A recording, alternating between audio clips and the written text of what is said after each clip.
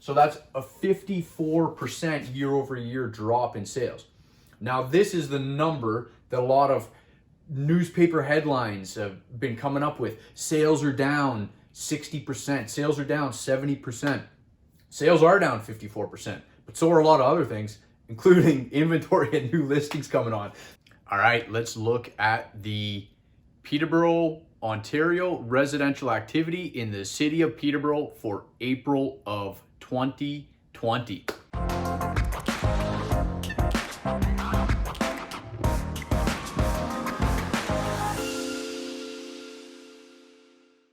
This was the first month that was fully affected by COVID-19, and all of our reactionary measures were in place. We know that March was partially affected, and we're going to take a look at what happened with sales, what happened with new listings, what happened with prices, what trends are evolving, and then we're going to wrap it up by taking a look at what this means for you as a buyer or a seller, some predictions for the future, and some of the key notes about what's going on right now.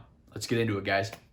All right, guys, so first of all, for anybody who's been watching these market update videos so far, thank you for tuning in. If you haven't been watching, it's your first time here, consider subscribing. I'm doing a new video every month when our market statistics come out, and I'm doing weekly videos on various real estate and investing topics.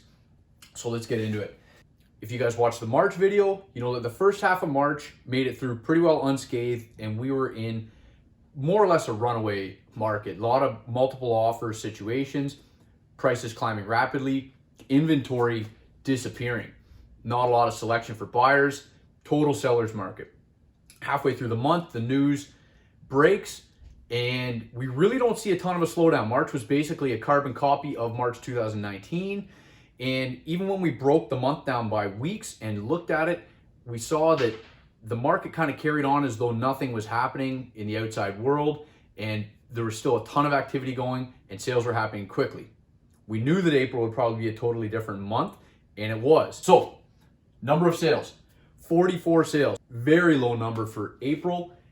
In March, this is March 2019, we had 86 sales. Normally, the number of sales is going to peak, the activity is going to peak between April and June. Normally May is the high on a seasonal basis, so this is abnormal, of course. And then April 2019, there was 96 sales, so that's a 54% year over year drop in sales.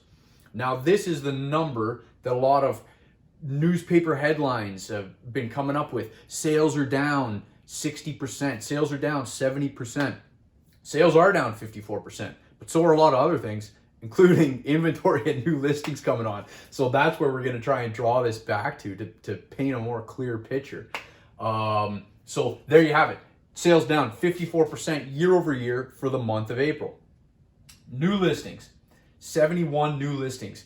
That's low compared to March. That's low compared to April seasonally. And this right here, remember this number, this is a 57% decrease year over year on new listings in April. So we see number of sales goes down by 54%, new listings goes down by 57%. Supply and demand is going to start to dictate what's happening here. And even though everybody understands that sales have stopped, new listings have stopped coming on at a relatively similar pace. So average price, what's happening with prices?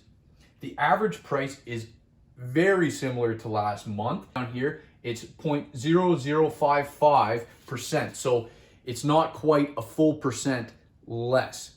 So let's try and draw some meaning into that and draw some context around it. The average price is $446,213. That's still up 5.4% year over year from April of last year. Here is some interesting points on that note. Remember, we only had 44 sales.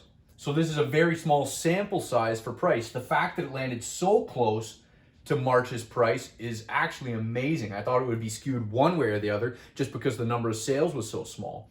But we have to keep this number in mind because the small sample size totally screws up our perspective. For instance, when I looked at the bracket by bracket price ranges that the sales occurred in, there was not a single sale in Peterborough in April that occurred over $620,000 in the residential category. So that's pretty important, because all it would have taken was $1 million sale or near $1 million sale to skew this number upwards and show a single percentage increase. And I don't mean 1%, I mean somewhere in the single digits of percentage increase month over month. All it would have taken is $1 million sale or near $1 million sale, and that's not atypical. When you look back, January, February, March, every month there's $750,000 sales occurring, $800,000 sales occurring, $900,000 sales occurring, $1 million plus sales. And this month posted a total blank. So that's significant for a couple reasons. One, it tells us that even with none of the sales occurring in that range on such a small number of sales, we still have a sales average price so close to what it was in March and up 5.4% year over year. To me, when I'm interpreting what that means, it's showing that prices have not dropped yet for all intents and purposes, because one sale in this range tips the scales and shows that we made a month over month gain, just one. And what it does interest me about it is the potential implications or meaning for sellers and buyers in the higher price range bracket.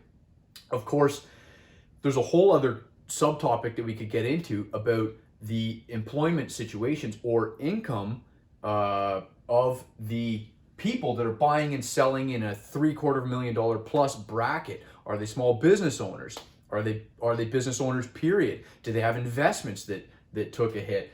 And what's going to happen in that higher price range? We're seeing that there's still tons of good activity in the middle chunk of Peterborough's average, right around the 450, but in that upper range, not a lot of sales in the month of April. Was that just April, or is that a trend that's going to continue, that the high end of things sees a bit of a slowdown and a bit less confidence?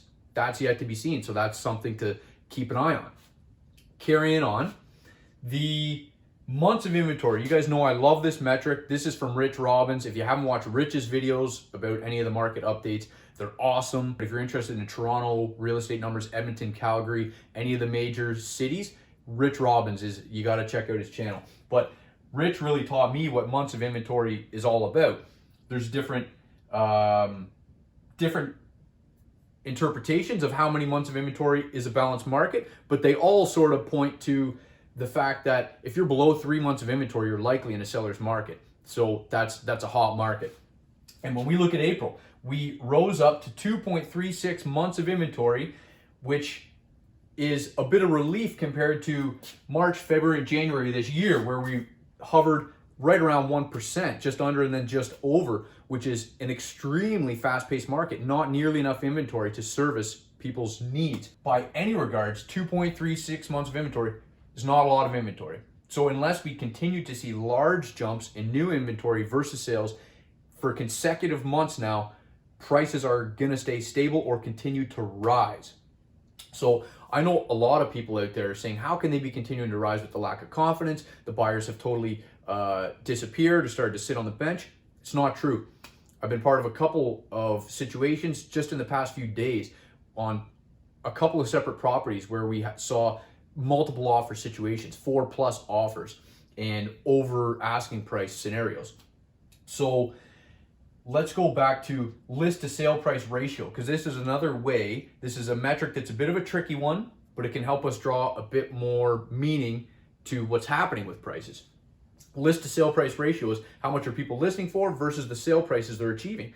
Are the market as a whole going over asking, right at asking, or underneath?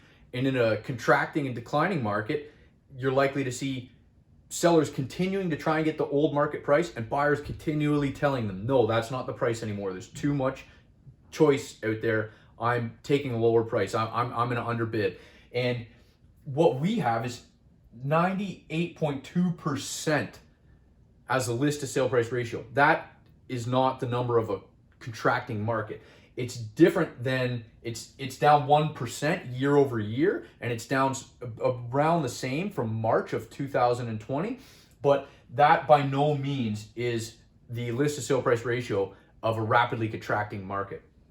And also, this number has a lot of asterisks that need to be considered with it, because you cannot take into account the fact that as the market continues to rise, and say it was increasing at 8% year over year, every seller that brings a new property to market is factoring in that increase in mind. And they're saying, oh, this one sold for that price 3 months ago. Well, mine should be worth this much more. So they're always anticipating gains, and they can be over anticipating gains.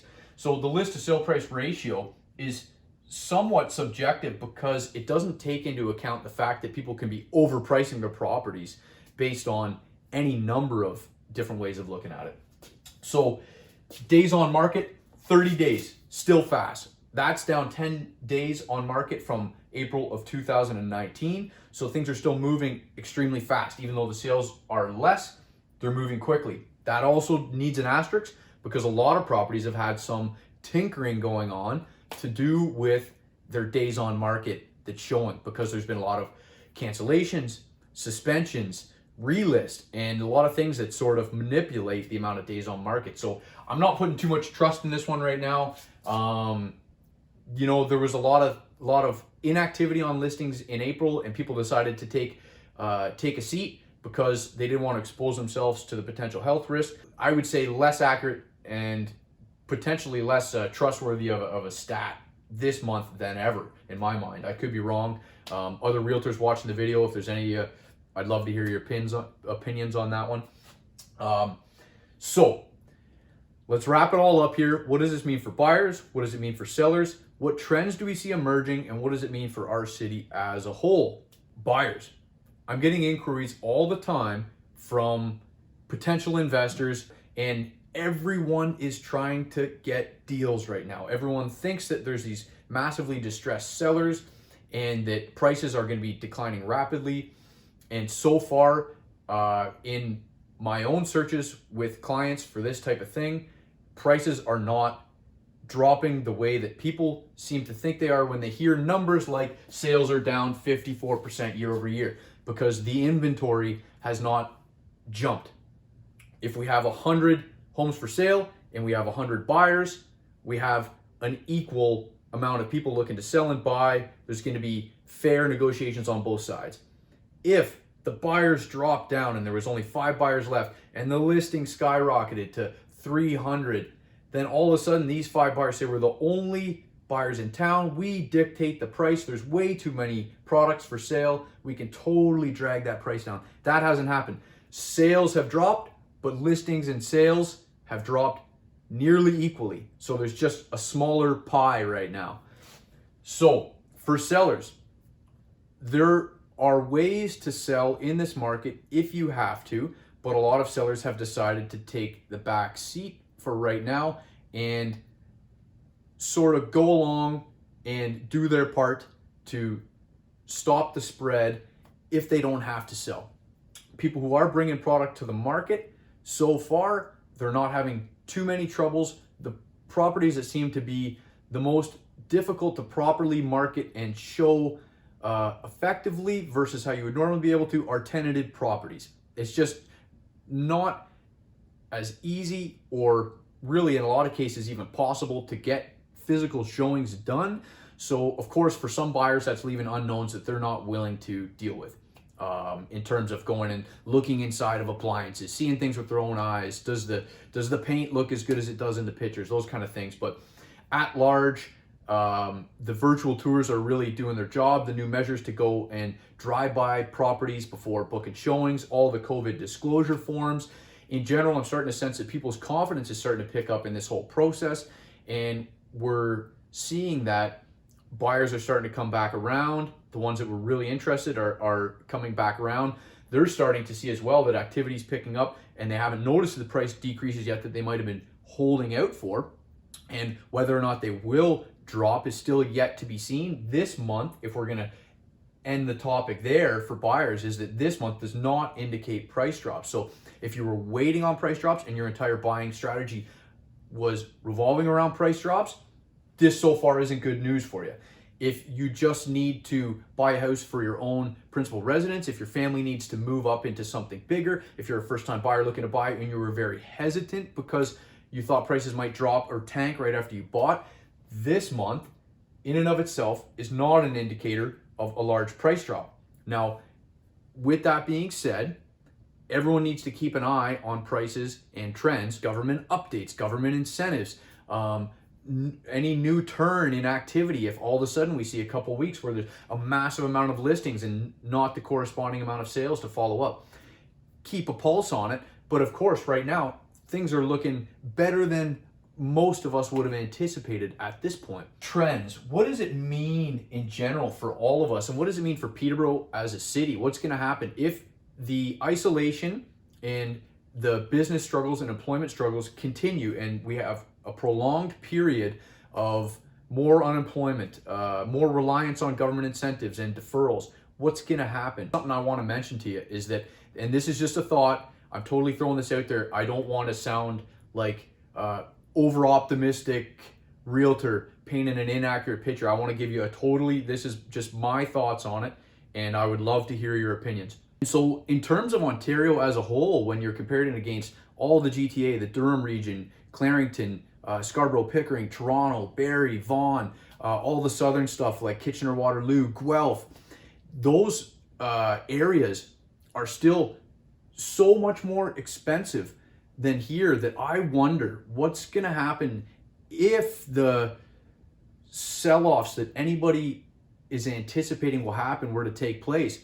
Do people from these GTA regions that have to sell larger purchase price homes, over the $750,000, when they sell, are they going to stay in the GTA, or will now be a time to migrate out and find somewhere more affordable, like a London or like a Peterborough, that's somewhat connected to the major infrastructure? And then if they're a knowledge worker and they found now they can work from home more than they thought, and they only have to drive in the city a certain number of days with the 407 extension. If people are selling in Toronto out of their inability to afford their mortgage anymore, are they gonna rent again in Toronto, rebuy more affordable in Toronto or the GTA, or are they gonna start to look? That's anybody's guess, but I feel like it puts us as a city in a bit more of a favorable position in terms of maintaining our sort of baseline sales as a market, so that people don't have to worry about prices totally tanking, because no matter what, we're still more affordable than so many of the other cities in Ontario. So I'd like to hear your guys' thoughts on that. And lastly, there's a handful of new realities that have come out of this. People that lived in condos in downtown Toronto that have realized now through something like this, they've got stuck in their unit for 2-3 weeks at a time, where they didn't even want to go down the hall because they had a young one or something of that extent. And now their perceptions of living in the city and being right on a major corner, has it changed? There's a lot of talk right now about how long it takes to form a new habit, and people pointing towards the fact that it might be as little as 3 weeks where there's new habit formation, and people really being disgruntled over their situation about being cooped up inside of a high-rise building versus having a bit of land and a yard to themselves to get their kid outside or just to take a walk. And there sort of seems to be a move towards improve your own home, staycation there, as opposed to spending money on travel abroad. There might be uncertainty for a long time to come when it comes to travel. Are people going to start to place more emphasis on their home, improving their home, doing more from their home, growing their own gardens, having a bit of land, and really appreciating more the detached home than the condo? And is that going to lead to a bit of a shift towards people wanting to move out of the major city areas? I don't know. That's totally speculative. So anyways, guys, those are my thoughts on it. We have the statistics. We have a few opinions on what I thought might be the trends. I'd love to hear your guys' opinions. Guys, thanks so much for watching. I really appreciate everybody who's been tuning in and all the positive feedback. Look forward to talking to you guys next month with another video.